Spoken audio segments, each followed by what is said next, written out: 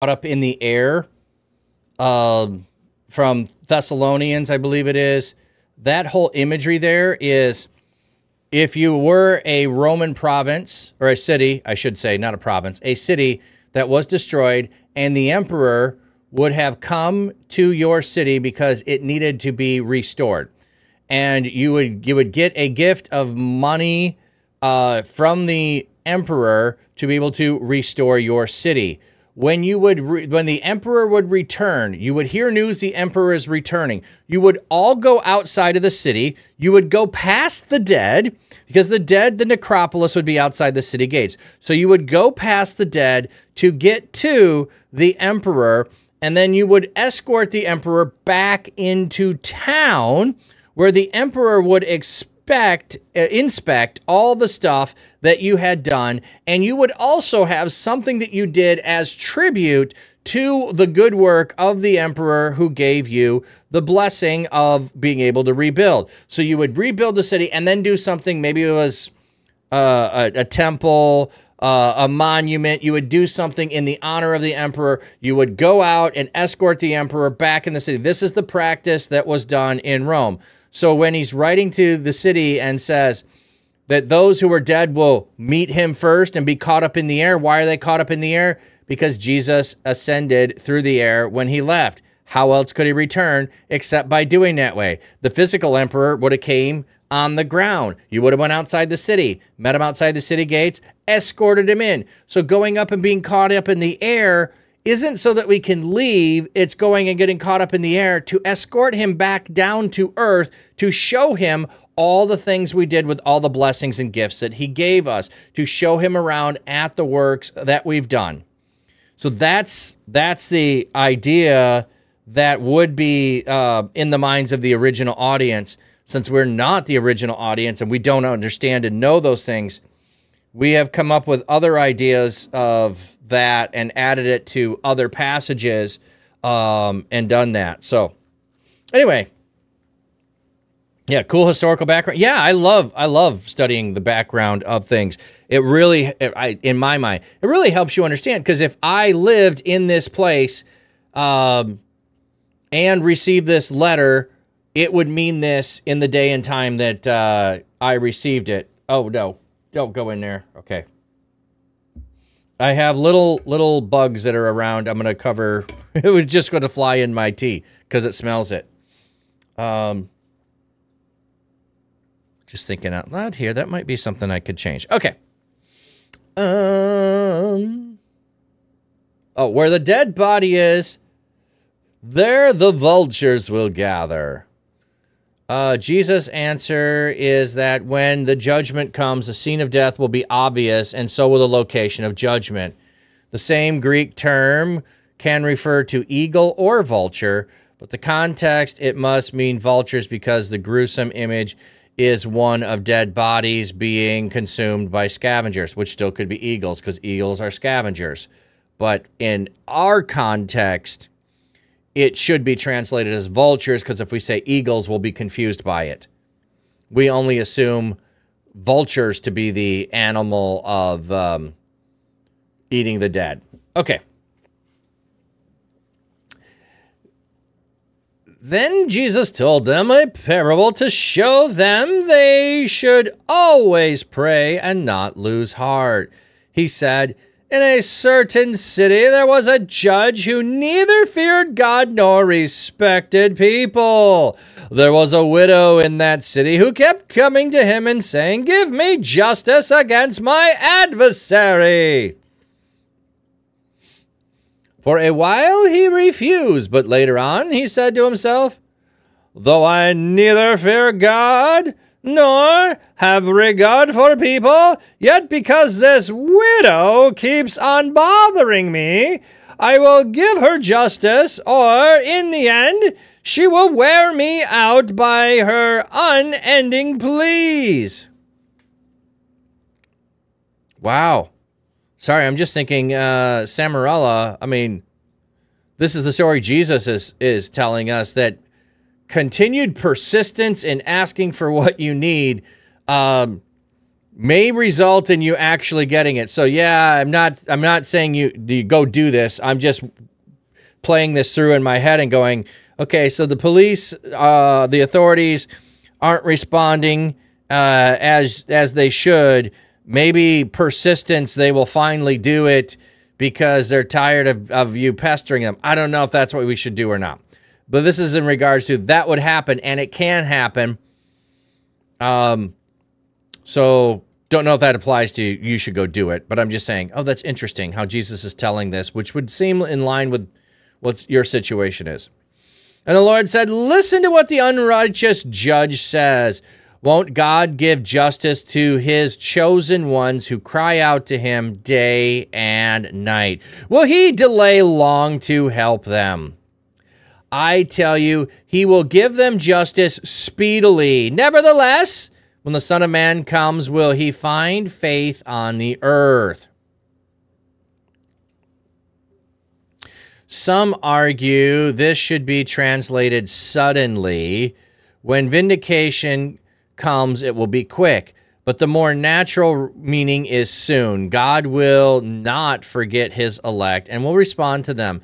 It may be that the verse has a prophetic perspective in light of the eternity that comes. Vindication is soon. Okay. Will he find faith on the earth? The Son of Man is looking for those who continue to believe in him despite the wait. Ooh, that's interesting. I hadn't thought of it that way. Despite the wait. Yeah, like if you wait too long, will you lose faith? Well, I hope not.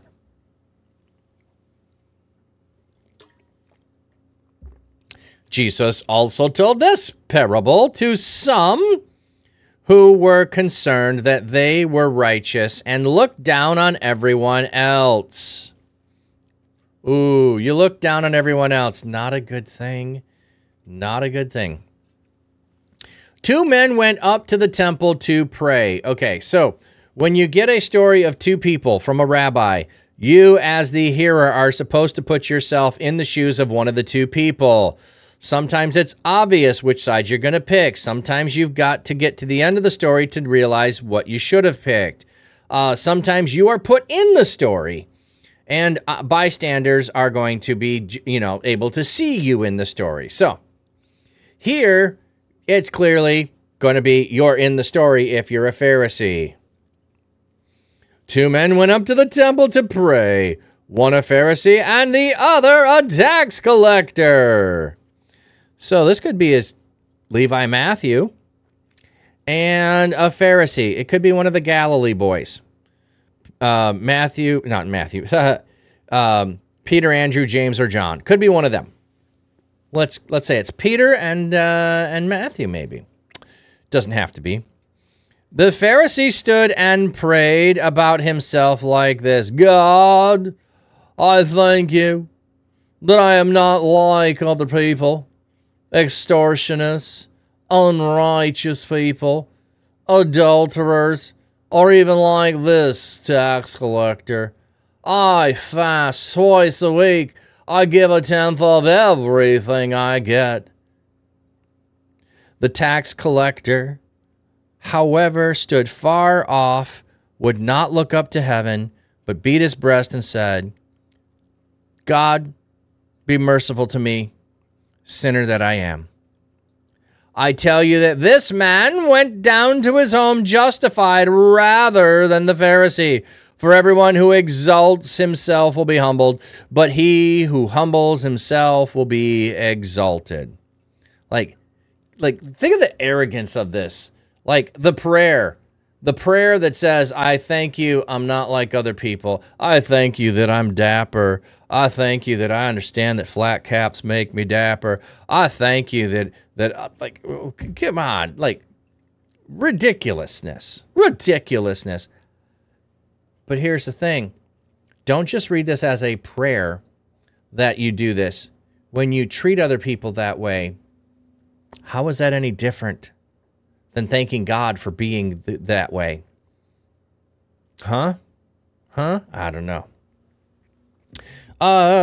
Star Fox, you heard that in Hebrew or something that the water represents turbulent times. So in Revelation, when the beast rises from the water, it could be not literal. Yeah. Yes, the arrogant minds will not even pray. Yeah. Yeah, well, even if they pray, I'm saying you don't have to be arrogant to actually pray that way.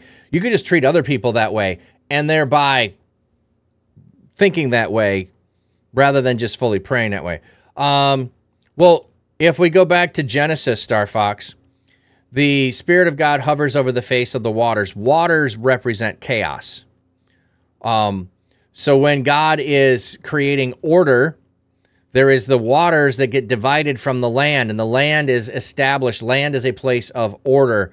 The deep is a place of chaos. So it's a motif all the way through the Old Testament. So yes, we get to the New Testament, the beast is going to come out of the sea because that's where Leviathan is. That's where they reside. The chaos monsters reside in the realm of chaos, which is the water.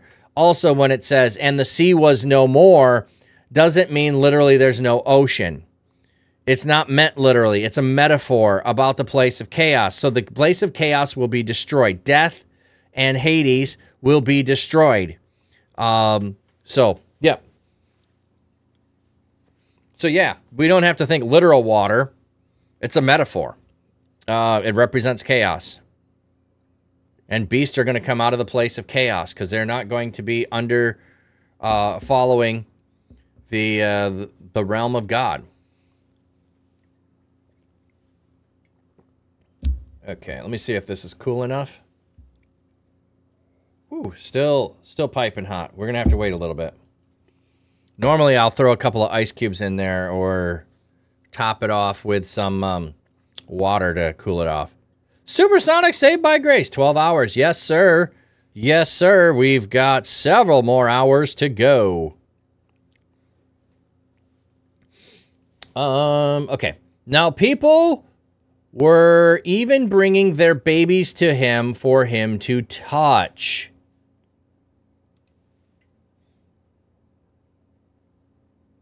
Yeah. Herein is connecting, touching conveys a blessing. Yes, he is blessing them.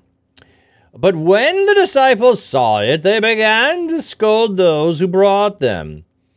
But Jesus called for the children, saying, let the little children come to me, and do not try to stop them, for the kingdom of God belongs to such as these.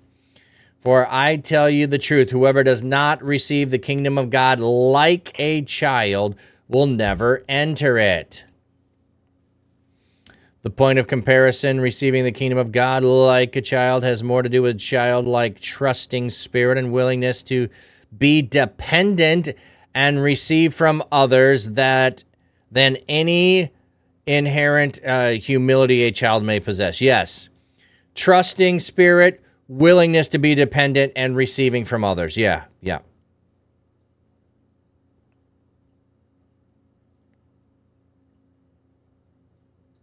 Oh, no moon either? You thought moon affects ocean tides. Yeah, yeah. I have to go back and look at the moon reference there. But I think it's the sun and moon are no more because everything is lit by the presence of God. So again, it's not necessarily language about the destruction of a physical light source, but it is the comparison of the need to have a light source when the presence of God is there. We don't need the sun and the moon to be that or do that. So that would be what's going on there. Okay, a good question.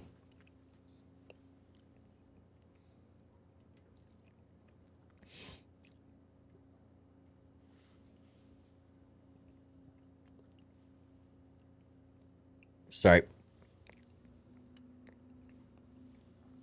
I was having a hard time. Like I had something stuck in my throat that I needed to swallow, but I was having a hard time making myself swallow to get rid of it. So I don't know what it was.